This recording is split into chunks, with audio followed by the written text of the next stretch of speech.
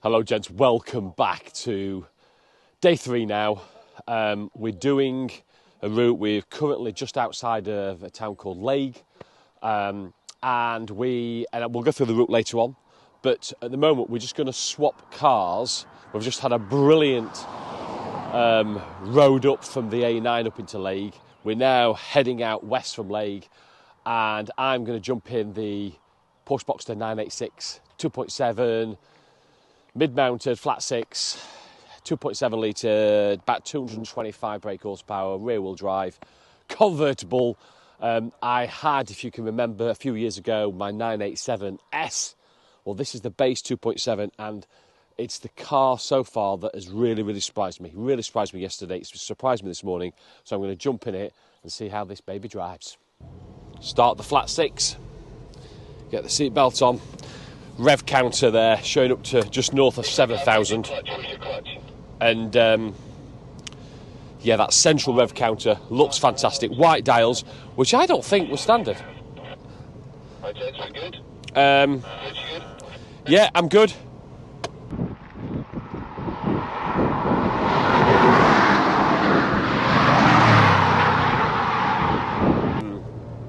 What a cracking value car this is. The engine's just so flexible.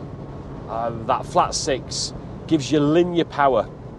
2A, perhaps grumble is the gearbox. For me, the 5-speed is a little bit too long geared, and what that means is that you can be lazy and spend a lot of time in one gear, third gear, second, third, fourth. You're not going up and down the gearbox anywhere like you are in the STI. And part of the drive for me is changing the gears. And so it's just, and that's probably because the engine is so good. It is better at higher revs, but I prefer a little bit shorter gearing. The seats aren't the best for me. I don't like leather sports seats. Leather, certainly when it ages, just gets slippery, and the lumbar sport's not big enough, and I'm a big guy, so I don't spit in as well, and I just haven't got that lateral support. But the infotainment system is also massively dated, but that's what you expect from a 25-year-old Boxster. But what is absolutely brilliant is the power delivery. That engine, 225, 230 brake horsepower, feels every bit of those. 153,000 miles this car's done, and it is delivering just brilliant, normally aspirated power. Steering is light, communicative. You can feel everything. When you turn in, you can feel the steering load up. It's just a step above. It's a league above the quite dull at times Impreza. The ride quality, because it rides on modest 17-inch alloys rather than, I think, the Boxster S's were 18s, the ride quality on these challenging Scottish Highland roads are being absorbed brilliantly because of the thicker tyre wall as well. Incidentally, this is running on Goodyear Eagle F1 tyres. Brakes, typical Porsche tray, takes a little bit getting used to. They're not very assisted. You've got to give them a good thump. But once you do get retardation. It just doesn't come as quickly as you first expect it to. The gearbox is a little bit sloppy. It's a little bit loose. It's certainly feeling the age of 153,000 miles. Where the Impreza is very notchy and not the best, this is just a little bit too loose. But I love the centre rev counter, doing what Porsche do with that red line just north of 7,000. You've got to think this car is the same sort of value, let's say around about 5,000 for a base Boxster 986. That's probably what a goodish Mark 1 MX-5 goes for.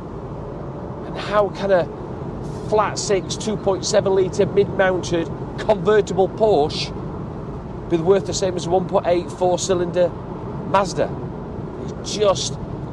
You just think, wow, this is great value for money. Could I have one in the garage? Absolutely. I love my 987 Boxster S. But actually, this base model, it's keeping up with some very, very quick cars in the Impreza and the Cayman GTS, the 4-litre GTS. Unless the road really opens out, you do not get left behind. It's only when those cars can pull all that power down. But on these Scottish Island roads, you're normally only a few seconds on powers before you're braking, you're turning, you're going through corners, back on the power again, and the power cars just haven't got the time to pull on this. And probably also because you're spending less time changing gear. In the Impreza, I'm always in second, third, fourth, fifth gear, up and down the gearbox. As soon as the clutch is going in, you're removing power, back in again.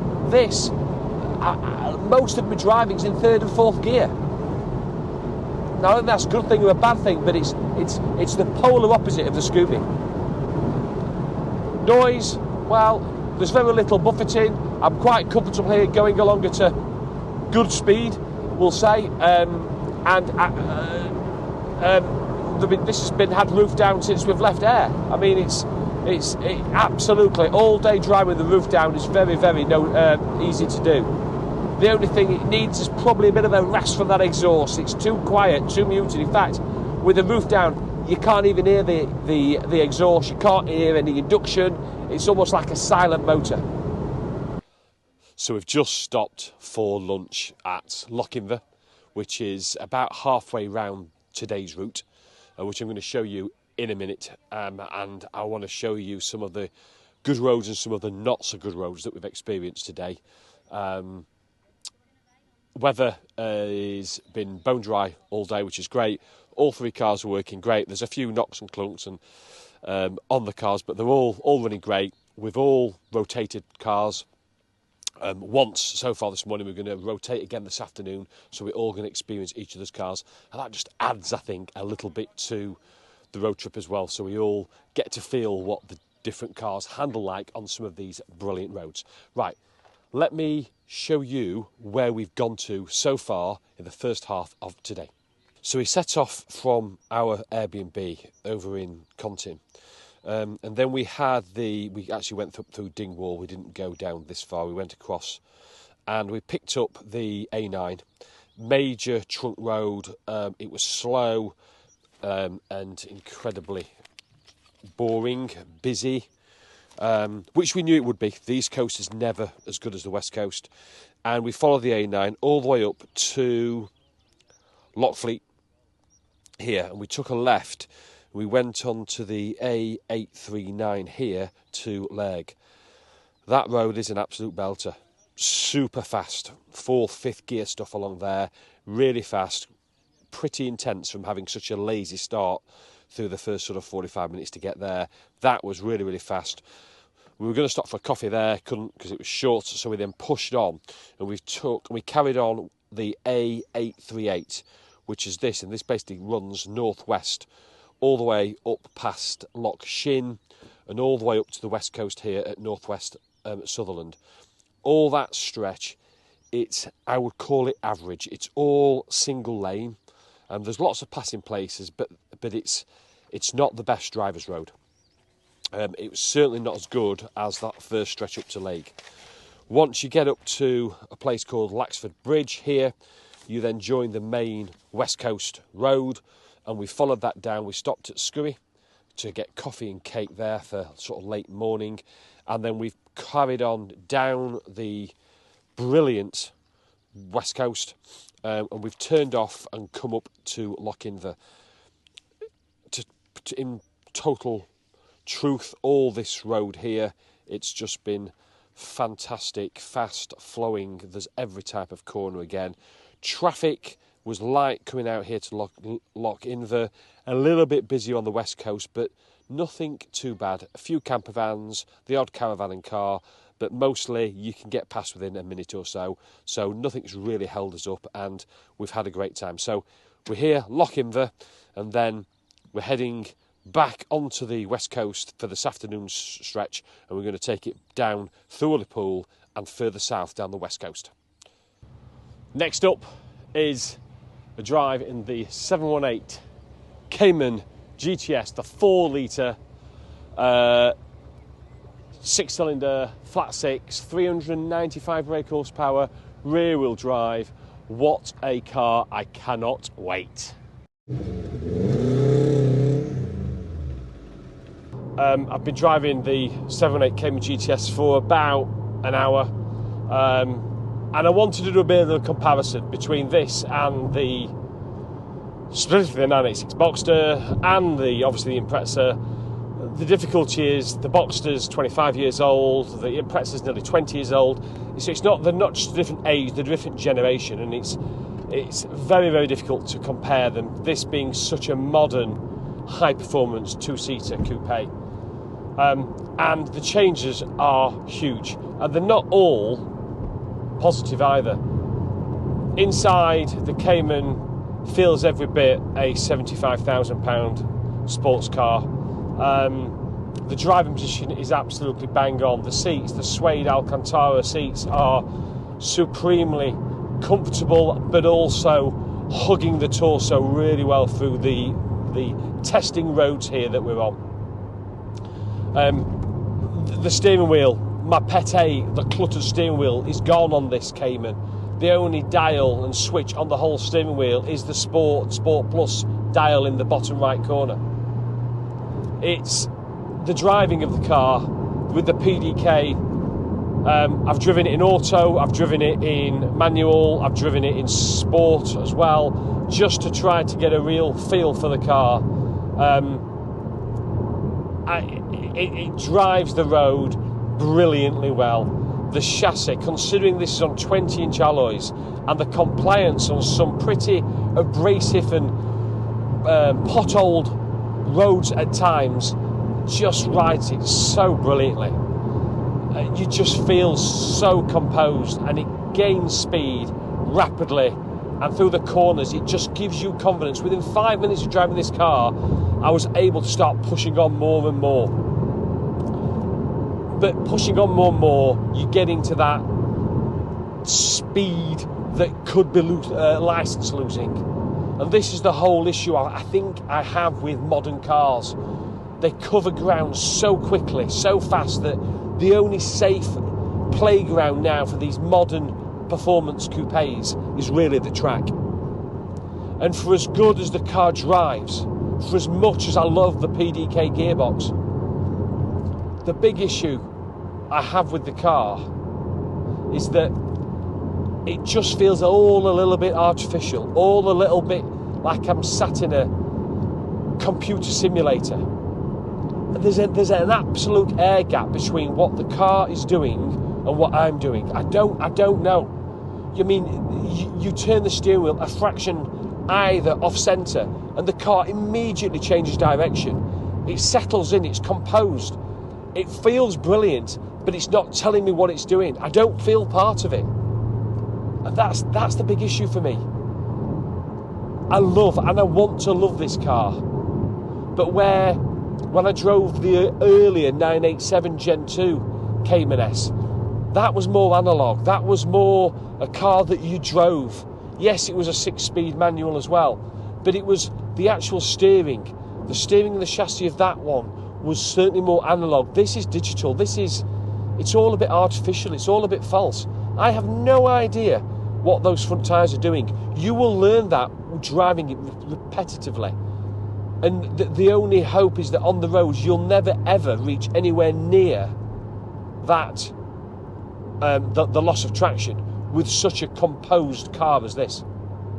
So for as much as I love it and admire it, does it reward me any more than the Boxster or the STI? No, not really. No, it doesn't. Or each one of us, we've all talked about as cars.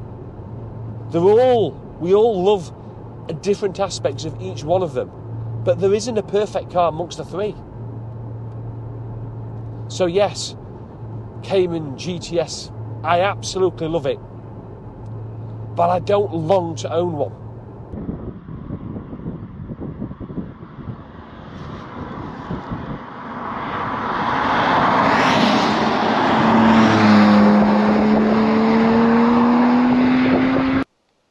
So we've just finished today. We've just got back about 6:30ish.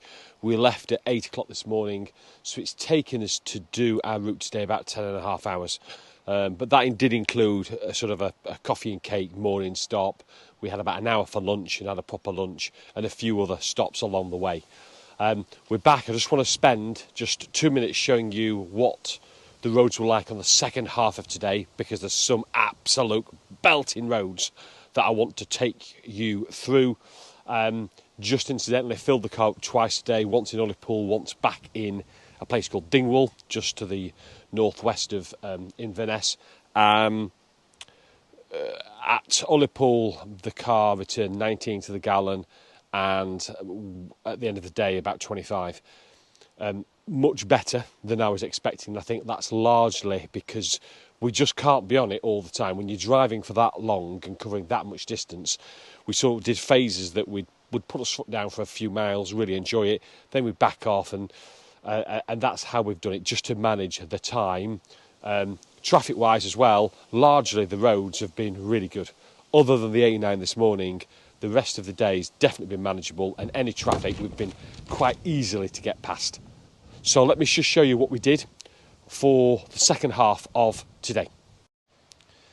So after our lunch stop in Lochinver here, we went back onto the main sort of west coast route, and we journeyed, and that route there is a fabulous bit of road, but to tell you the truth, there's not a bad section all the way down the west coast. So we carried on all the way down to Ullapool, where we refuelled. We went down and then carried on back through this loop and all the way down to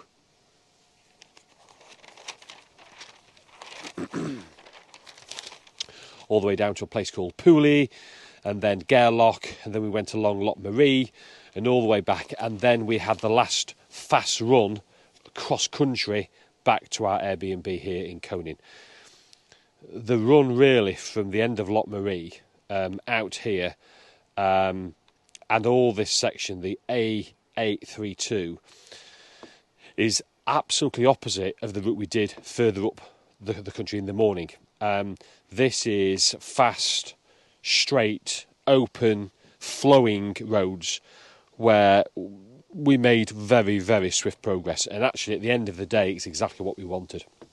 So all great roads, this in particular, super fast roads, and we've had an absolute epic journey back, and we really didn't run into much traffic until literally in the last few miles coming back into Conti.